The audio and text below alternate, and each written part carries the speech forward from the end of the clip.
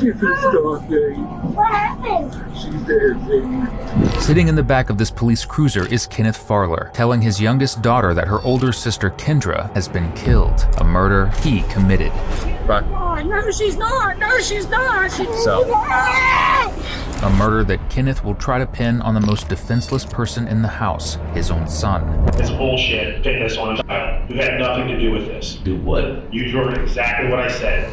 But in the hours that follow, what starts as a search for the truth behind Kendra's murder will quickly turn into a 2-decade-long trail of crimes. But we're gonna leave the state, baby. We're gonna get away from here. My poor baby. My poor baby. On April 14th, 2024, police in Dayton, Ohio received a heartbreaking 911 call that kickstarted one of the most disturbing investigations of their career. 911 with location of your emergency. Okay, what is the please? She's been shot. She's been shot. I don't know. She's been shot. Please. Man, what is this? Whoa. And who shot her? Who shot her? Please hurry, please. Ma'am, who shot her? Ma'am, can you hear me? The voice you've just heard belongs to this woman, 34-year-old Jennifer Slorp. Through her tears, she explains that her stepdaughter, Kendra Farler, has been shot. But as dispatch repeatedly asks her who shot Kendra, she passes the phone off to her husband, Kendra's biological father, Kenneth Farler III, almost like she doesn't want to answer the question. Kenneth, on the other hand, has no problem telling dispatch who shot his daughter. Who shot her? My stepson, he's autistic. He had no. It was an accident, ma'am. He's autistic. He had no idea what he was doing. Kenneth goes on to claim that his son, Wyatt, shot Kendra by accident. Wyatt has autism, which renders him nonverbal, meaning that he can't exactly refute his father's claim that he was the one who shot Kendra. When detectives arrive at the home, they run in, thinking they're coming face to face with a horrible accident. But soon, some odd behaviors begin to indicate that while it may have been an accident, Kenneth's son wasn't the one responsible. If you want to see more people like Kenneth try to make up ridiculous lies like this, be sure to like and subscribe. It's literally all we do here.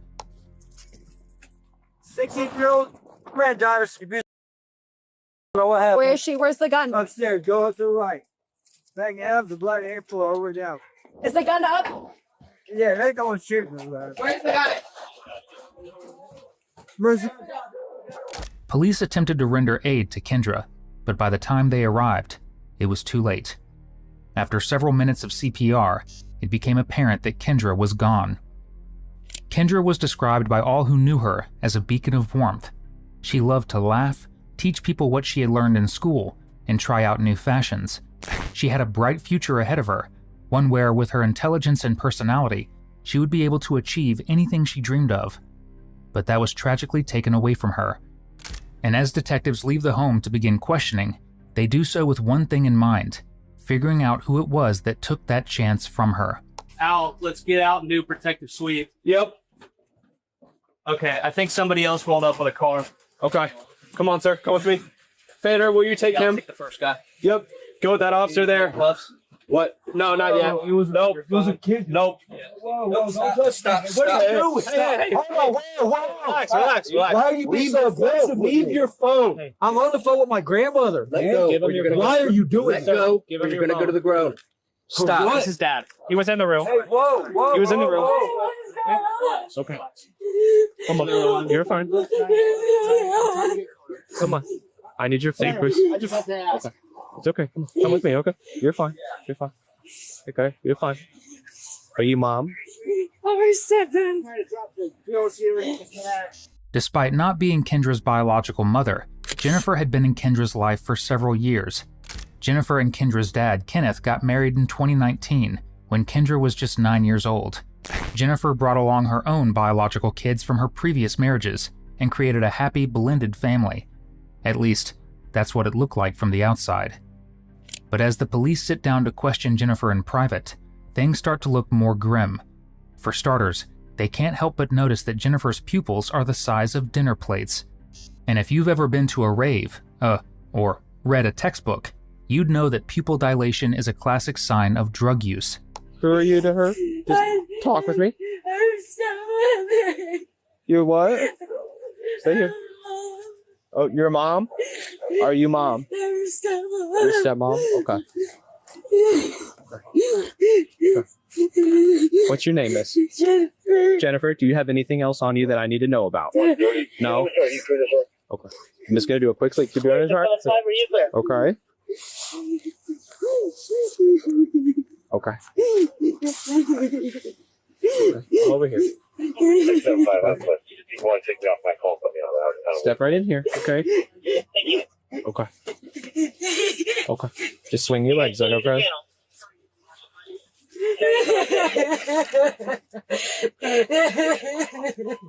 Jennifer. 234 is check up. Can you tell me what happened? 234 is cancel. No, no, 38. Hold on a second.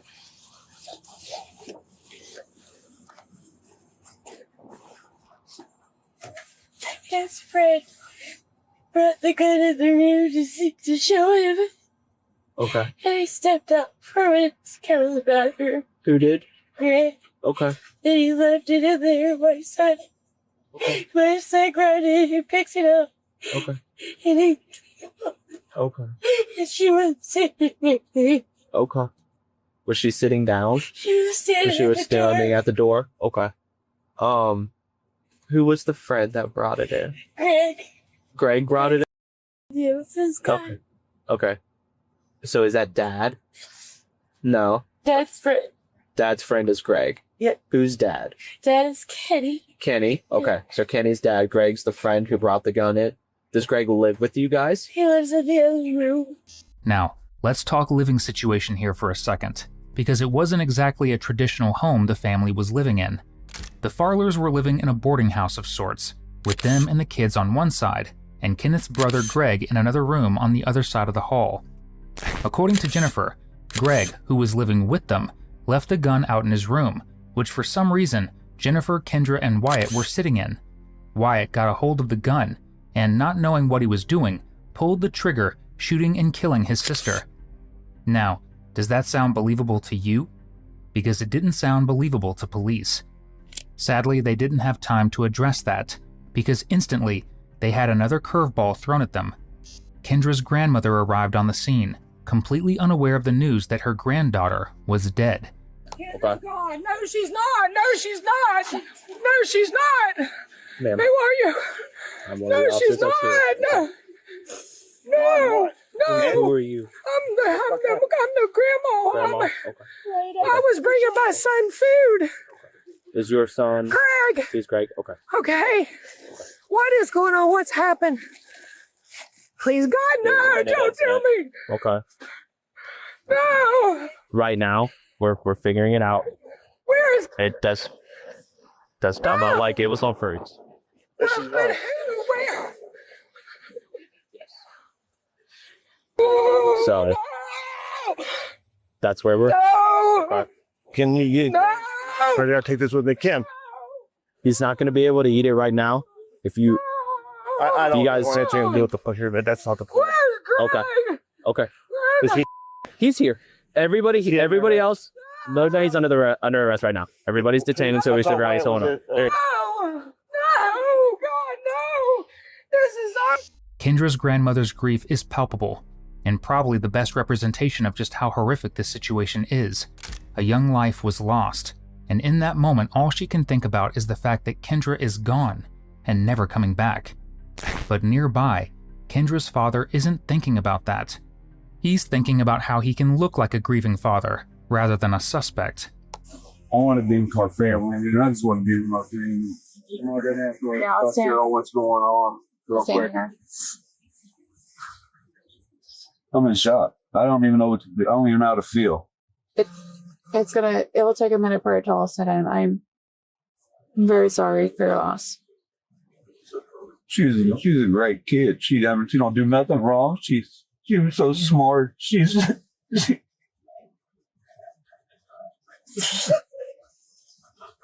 John, I put his shirt on her. I tried to stop bleeding, and I tried to give him CPR. You did everything that you could. He didn't mean to do it. I know he didn't mean to do it. He's You don't understand. You don't know any better. He didn't understand what it was.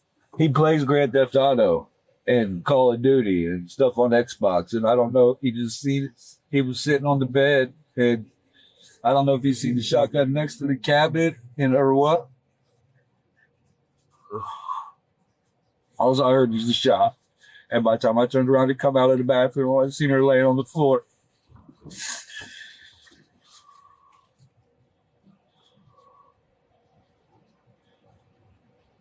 Oh my God. Oh my God. I gotta call her mother's family. I gotta call her mother's family. One of these officers have my phone. We'll get it back to you, okay? When I get out, can I get my phone? When he lets me out, so I can call her right. We'll call. Let's see, okay? I have to confirm with the detectives. They're in charge. It's surprising to see that parents are still blaming violent behavior on video games like we're in the 80s. It's also surprising to hear them say that their son understands anything at all. Kenneth's claim that Wyatt doesn't get anything is an attempt to discredit him before police even have a chance to speak with him. Police do, however, get a chance to see how Kenneth interacts with his other children, starting with his youngest daughter, who is allowed to sit in his lap as her mother is questioned in a nearby police car. Be sure to buckle up. Because sure, Kenneth has been slimy so far, but what he's about to do reaches a brand new low. They gave me the Rico.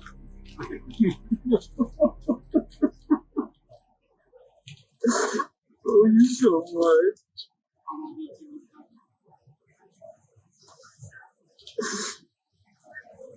This is gone, baby. This is gone. Dead, baby.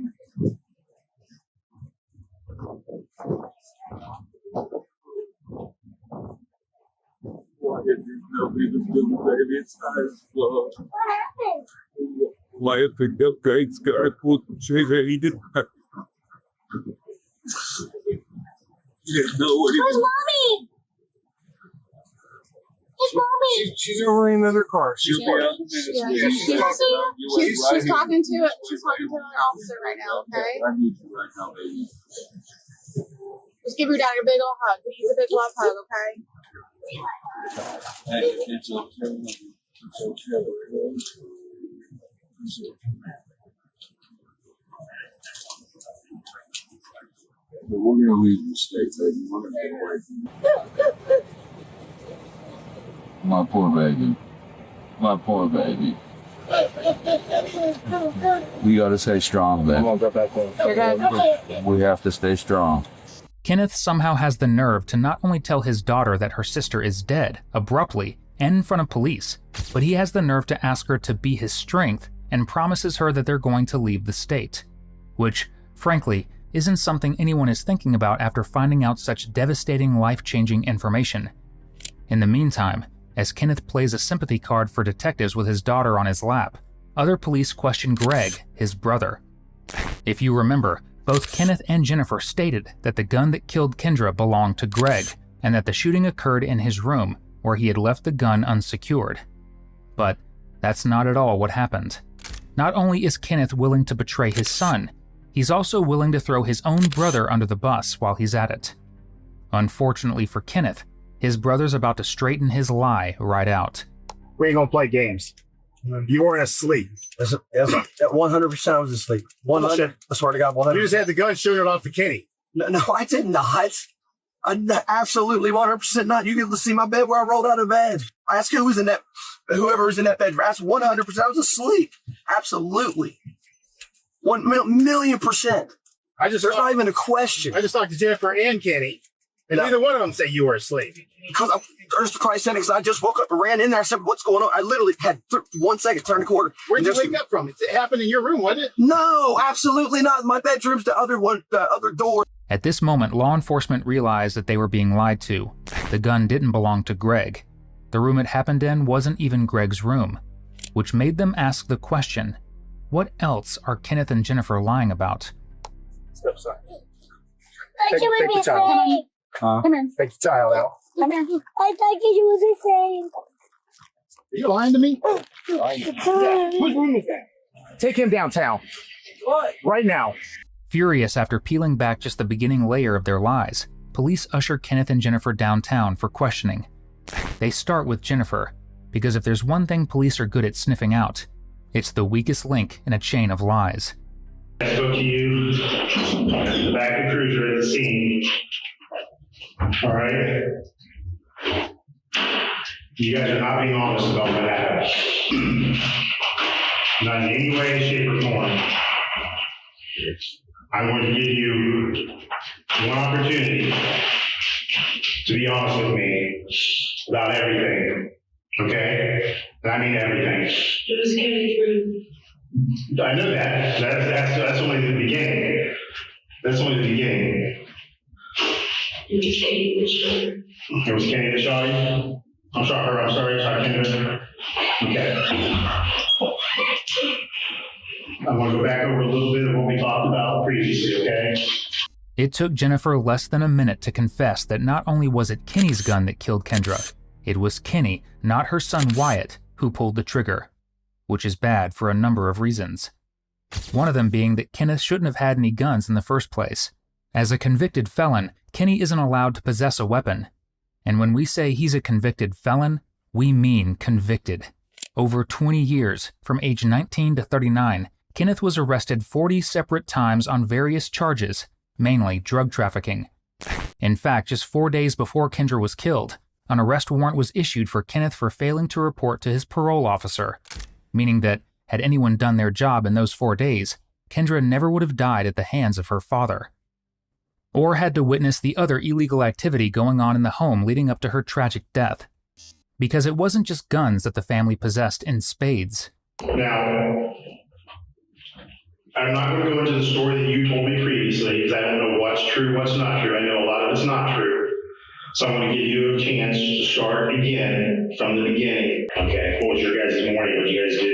We just got up, changed our clothes, sat around, and Kendra was getting ready to go to the park with a friend. Okay, and then when you sat around, were you guys in Kenneth's room? Yes. Okay, and describe Kenneth's room for me. It's a big room with a couch and a bed and 3 TVs. Okay, is this the room where the shooting happened? Yes, sir. Okay. I've been just momentarily, I know where Kendra is located. The room that she's located in is at Kenneth's bedroom. Yes. Okay. So when the shooting happened, who all was in the room? Okay, what about Greg? Do you know Greg? Yeah. Was Greg in the room? Okay. A little bit, I'm going to get into what you told me a little bit earlier. You told me a story about that being Greg's shotgun and Greg having brought it in. Was that true? Okay, whose shotgun is it? It's Kenny's. It's Kenny's. How long has Kenny had the shotgun? Couple weeks. Couple weeks? Okay. So you guys woke up around 10 o'clock or so. Did you guys do anything? I know you said you kind of changed clothes. Kendra was getting ready. Everybody was kind of in the room. What was going on in the room? We were all just hanging out and just getting ready to roll and smoke. And he was messing with his gun. You said you were getting ready to smoke? Yeah. Smoke. Okay. Apparently a couple pills had fallen off that you were out of your pocket. You said those.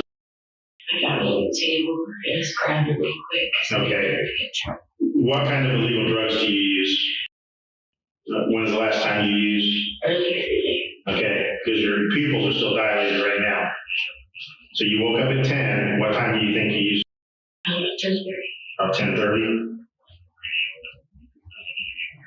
Okay. How much do you use? Just a little. Just a line. Is there more target somewhere? Or? Nothing I know of. Okay. Did you use anything else? No. You guys had at this point. Not yet, no. Okay. What about Kenny and drugs? What did he use? Kenny's. He used this morning? Not too much, no. When's the last time you know that he used? Last night. About what time? Probably around midnight. Do you know if he has more room? No. I don't know where he said if he has. At the time of Kendra's death, Kenny was on probation for trafficking, let's say, snow, the very same drug that Jennifer just admitted to doing hours before Kendra was killed. And remember, they were doing this not just around Kendra, but around their son, the same son that they blamed for committing this murder. At least they didn't blame the snow on him too. While I was on the bed, and Kendra was standing in the doorway, getting ready to leave. Where was Kenny? He was next to me on the couch, and I was on the couch closest to the door. So he was closer to the bed? Yes. Okay, and what's he doing? He's messing with it. He's messing with it. What's he doing? Because I haven't even seen the gun. Are you familiar with the style, like a pump shotgun, where you like pump the front end of it to load and unload it? So, yeah. Okay, was he doing that, or was he loading and unloading the weapon? He wasn't loading or unloading it. He said something about he didn't know if it was loaded, and he wanted to go do something with it, I think, to check if it was loaded. And I don't really know anything about guns, so I'm not sure what he was doing with it. Did he point the gun at Kendra? He was messing with her, and he said something to her, and then I don't know what he said, but then he shot the gun, and I screamed. I was looking at her, talking to her. When you say he's messing with her, like, what was he doing? I honestly don't know. I know he had the gun, and she was telling him to put it down, and he was laughing at her or something, and next thing you know, she was on fire. And I couldn't hear her. She was telling him to put the gun down? Yes. The man who was supposed to take care of Kendra didn't care. Instead, he pulled the trigger. That you saw Kenny holding that shotgun when it went off, correct? I do this. Did you ever at any point touch the shotgun? No, I don't think I ever heard the shotgun. Okay. First off, I find it almost unbelievable that somebody would try to pin this on. All right. But, and I appreciate that. I understand a little bit with obviously him telling you. But I appreciate you being honest about it, all right? Because he doesn't have to live with that. That's not right. For people to think that he did this. That's what I thought. No matter what condition, that's not right. Sit back.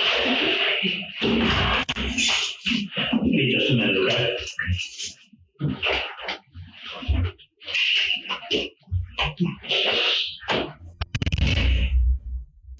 Finally, the police go to speak to Kenneth about that very issue, pinning his crime on one of his own.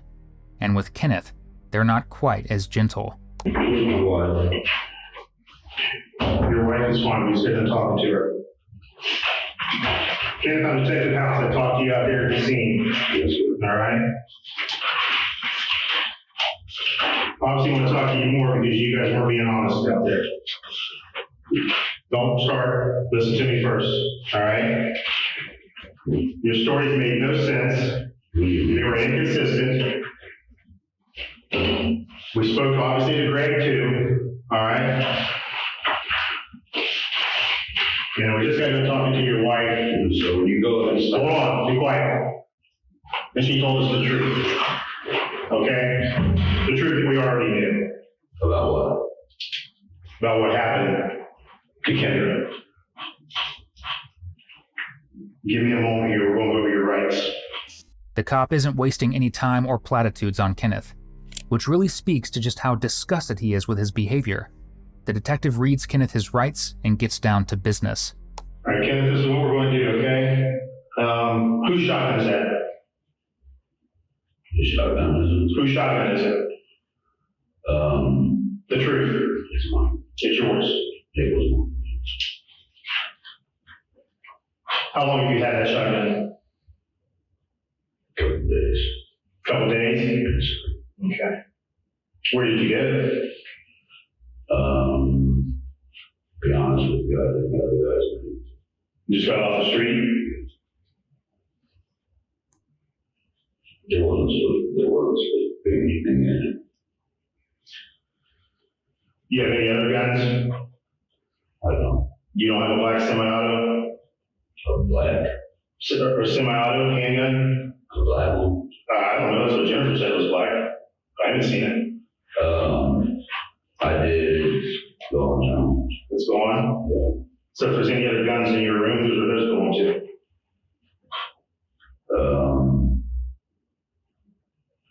If there's any other guns in my room, it's the other guns in your room? Okay.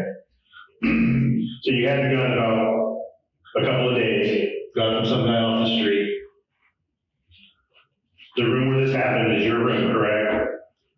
And that would be the room that has the couch, the bed, and the TVs in it? And that's where Kendra was at, correct? All right. Kenneth, I want to give you an opportunity to just be completely honest about everything. Because I tell you what, Kenneth, look at me. Look, I don't care if you can see me well or not. But I look in your eyes when I tell you this. It's bullshit to pin this on who had nothing to do with this. Do what? You heard exactly what I said. I'm giving you the opportunity right now to come clean about what actually happened, because I know what happened. And you tell me what happened. No, that's your job to do, to tell me, because you couldn't keep your story straight. You already lied to me about the shotgun. You lied to me about the rooms. I lied to you about the shotgun.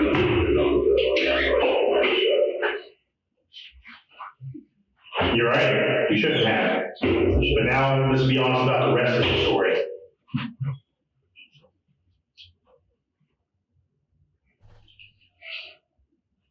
It's time to man up. And you're willing to do this to him? Do this to him? Yeah. It ain't his fault. You're right. Because he never had the shotgun, you did. Kendra even told you to put it down.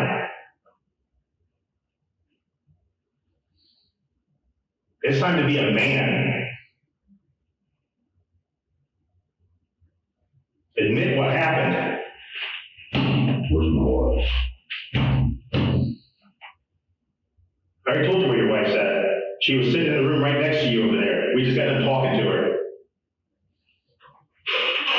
She was placed right back in the room right next door to you before we brought you out. That's where she's at. And you're telling me she said I did this? Absolutely.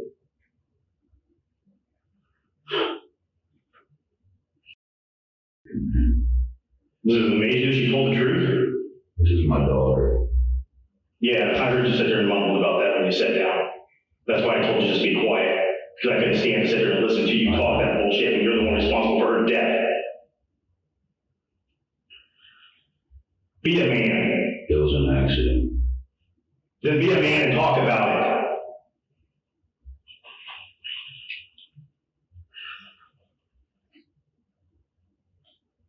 It's so hard. I imagine it is. But you can't do this to that's a hard enough life already. Not allowed for him to walk around people thinking that he's responsible for this. If this cop was talking to me like this, I'd tell him everything. And that's exactly what Kenneth does. I picked up a shotgun. And there's a pepper on the side of it, which you push up to inject the shells. Okay? And when I was injecting the shells, nothing came out. Nothing. So you like racking the shotgun, they call it racking the shotgun, so like Inject the shells out. and nothing was coming out? Nothing came out of it. Nothing came out when I did it. And the last time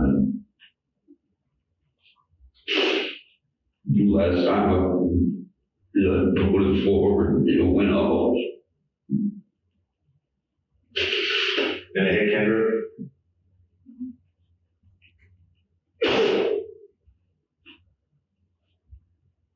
Let me ask you this, Kenneth. Were you playing around pointing the gun at her? No. Jennifer said you were. I didn't point it at her. I was holding it in a gentle direction. I held it. I had to. She said you were messing with her and Kendra was telling you to put the gun down. No, that's not true. That is not true. Why would she say that?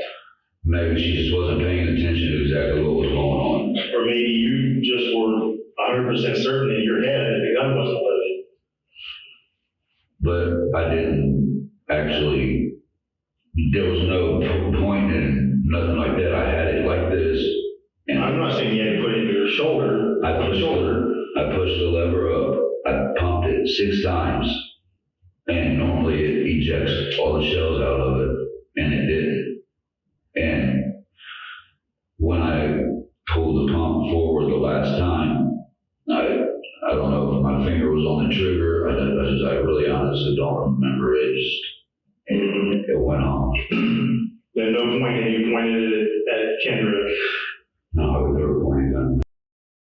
Did she ever tell you to put the gun down or quit messing with it? I didn't hear her. If she did, I didn't hear her. Okay.